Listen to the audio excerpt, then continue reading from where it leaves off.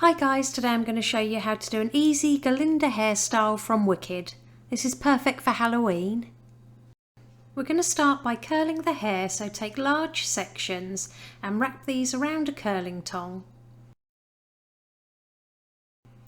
Every time I take a new section, I alternate which way I curl it, so some will be into the left, some will be to the right. Once you've got everything curled, it should look something like this. Pop the hair into a deep side part.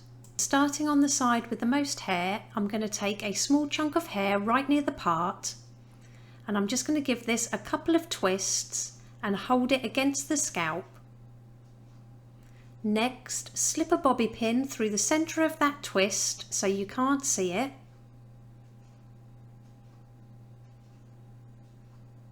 Then I'm going to grab a similar size section just underneath at the hairline, pull this back slightly and again give it a couple of twists towards the head. Position this just behind the first and again slip a bobby pin through that twist. Take the rest of the hair from the ears upward. Again smooth this back.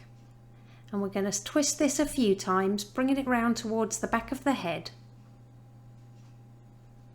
Hold it slightly to the right hand side and again slip a bobby pin through the centre of the twist so you can't see it. And it really is that easy. We're just going to do the same steps on the opposite side.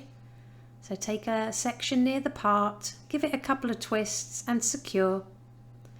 Take the same size section directly below it. Twist it a couple of times towards the head and place it behind the first one, securing with pins. Then take all the hair from above the ear and keep twisting this back until you get to the left hand side at the back and slip a bobby pin through the twist. Use a wide tooth comb to comb through those curls to loosen them up a little bit.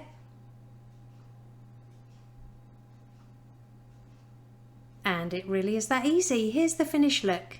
If you liked it, please give it a thumbs up and don't forget to subscribe for more tutorials.